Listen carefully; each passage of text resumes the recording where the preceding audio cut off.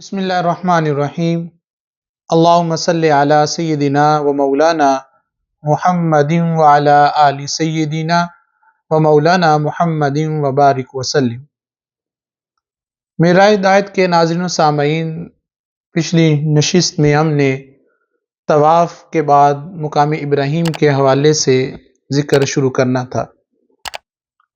اب جب انسان طواف کر لیتا ہے تو اس کے لیے حکم ہے کہ تم مقام ابراہیم پہ آؤ اور وہاں 2 رکعت نماز نفل ادا کرو۔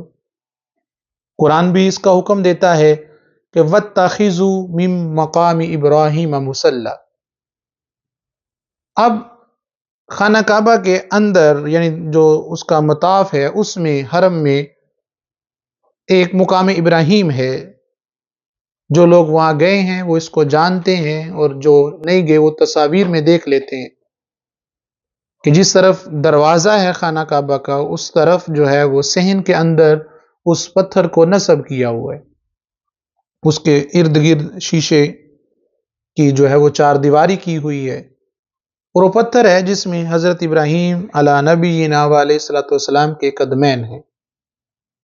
اب وہاں پر اللہ حکم دے رہا ہے کہ مقام ابراہیم پر آؤ اور وہاں نفل ادا کرو۔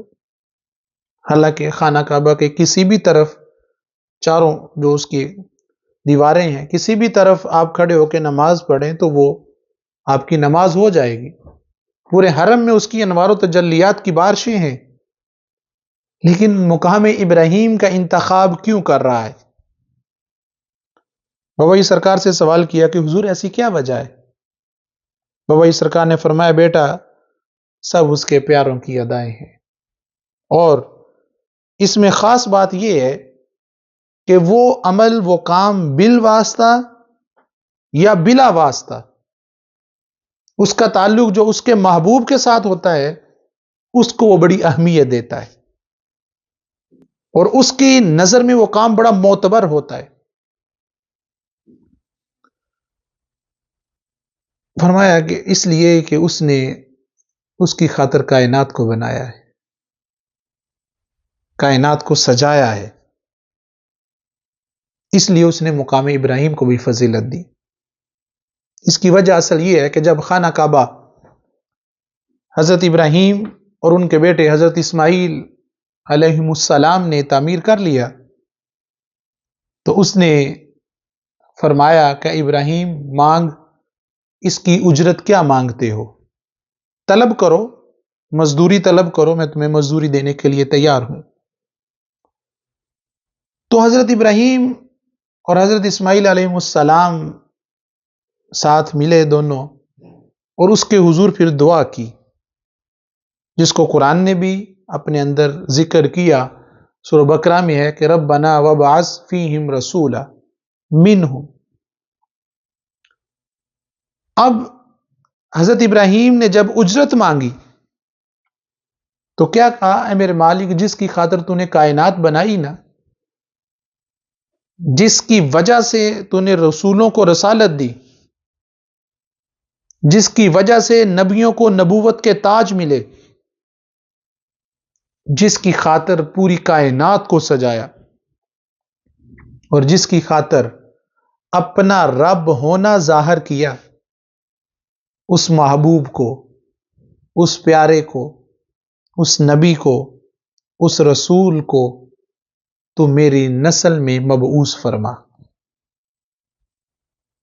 یعنی یہ اتنی بڑی طلب، اتنی بڑی آرزو اور اتنی بڑی دعا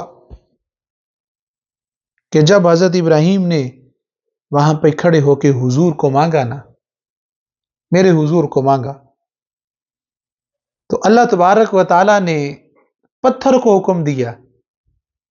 کیا پتھر؟ ابراہیم کے قدموں کے نشان اپنے اندر جذب کر لے۔ یہ لمحہ میں قیامت تک کے لیے محفوظ رکھنا چاہتا ہوں، اپنے لیے نہیں، آنے والے لوگوں کے لیے، کہ اس لمحے کا تعلق کیوں؟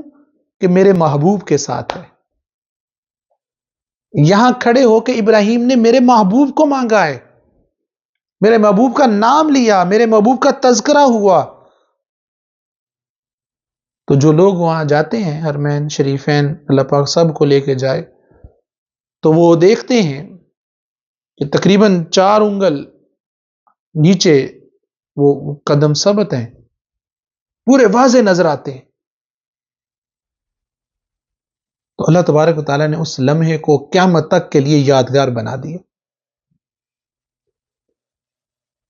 کہ میرے محبوب کا نام لیا گیا. بابا سرکار نے فرمایا بیٹا یہ اس لیے کہ اس نے فضیلت اور بلندی کا معیار جو رکھا ہے نا، وہ اپنے محبوب کو رکھا ہے. اس سے ہٹ کر وہ کسی کو فضیلت نہیں دیتا. ان سے جو الگ ہوتا ہے وہ پھر اس سے وہ خود بھی بے نیاز ہو جاتا ہے. جس طرح اعلی حضرت نے کہا کہ ان سے جو مستغنی ہوا وہ جہنم میں گیا، ہے خلیل اللہ کو حاجت رسول اللہ کی. تو اللہ تبارک و تعالیٰ نے اس جگہ کو محفوظ کر لیا، ان قدموں کے نشانوں کو محفوظ کر لیا. حالانکہ حضرت ابراہیم علیہ السلام ساری عمر پتھروں پہ ہی چلے اور کسی پتھر پر آپ کے قدم کے نشان نہیں ہیں، اور نہ وہ موم کا پتھر ہے کوئی سمجھے. آج بھی وہ دیکھ سکتا ہے، وہ موجود ہے، لوگ دیکھ سکتے ہیں کہ وہ پتھر عام پتھروں کی طرح ہے، لیکن چونکہ اس پہ کھڑے ہو کے محبوب کو مانگا گیا، اس کا تعلق میرے کریم آقا کی ذات کے ساتھ ہے. اور پھر جس عمل کا تعلق حضور کی ذات کے ساتھ ہو جائے وہ بڑا معتبر ہو جاتا ہے. اور اس سے ایک اور حقیقت کھلتی ہے جس کو امام احمد رضا خان فاضل بریلوی نے اپنے شعر میں بھی کہا، یہ حقیقت بھی بڑے واضح طور پہ کھلتی ہے. وہ کیا کہ ثابت ہوا کہ جملہ فرائض فرو ہیں، جملہ فرائض جتنے میں فرو ہیں یعنی اصل نہیں ہے. ثابت ہوا کہ جملہ فرائض فرو ہیں، اصل اصول بندگی استاجور کی ہے. اصل مقصد اس کی ذات ہے. اب اس میں بھی، اس عمل میں بھی وہ اپنے محبوب کی ادا کو دیکھ رہا ہے. مقام ابراہیم پر جب نفل ادا کرنے ہیں نا، تو اس بات کو ذہن میں رکھنا ہے کہ اس جگہ کا مقام کیا ہے. نشان تو ابراہیم کا ہے، ان کے قدموں کا ہے، مگر اصل میں عمل کا تعلق میرے محبوب کے ساتھ ہے. جب تیرا تعلق بھی محبوب کے ساتھ ہو جائے گا نا، تو یہ ہے پتے کی بات کہ جب تیرا تعلق بھی محبوب کے ساتھ ہو جائے گا تو پھر میں تجھے بھی یادگار بنا دوں گا، تیری عظمت کے بھی چرچے کر دوں گا، تیرا بھی مقام بلند کر دوں گا. تو پھر فانی نہیں رہے گا بلکہ باقی ہو جائے گا. اگر دبے لفظوں میں یہاں پہ بات کہوں تو پھر یہ ہے کہ کھڑا تو یہاں تو خدا کے لیے ہے، مقام ابراہیم پر کھڑا تو خدا کے لیے ہے، مگر تصور میں محبوب ہونا چاہیے. اصل حضوری محبوب کی بارگاہ کی ہونی چاہیے جہاں سے سب کو رفعتیں اور بلندیاں ملتی ہیں. حضرت اقبال نے بھی تو اسی لیے کہا نا، شوق تیرا اگر نہ ہو میری نماز کا امام، میرا قیام بھی حجاب، میرا سجود بھی حجاب. کہ اصل مقام ابراہیم کی جو فضیلت ہے وہ میرے اور آپ کے کریم آقا حضرت محمد صلی اللہ تعالی علیہ وسلم کی وجہ سے.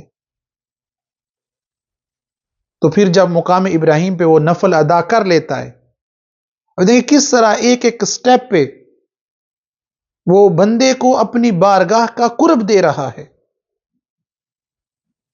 ایک ایک مرحلے پر پیش آنے والے معاملات اس کے سامنے کھول رہا ہے، تاکہ تیرا تعلق میری ذات کے ساتھ جڑ جائے، تاکہ تو یہ نہ کہنا کہ مجھے خبر نہ تھی، مجھے پتا نہیں تھا کہ تیرے تک آنے والا راستہ کون سا ہے۔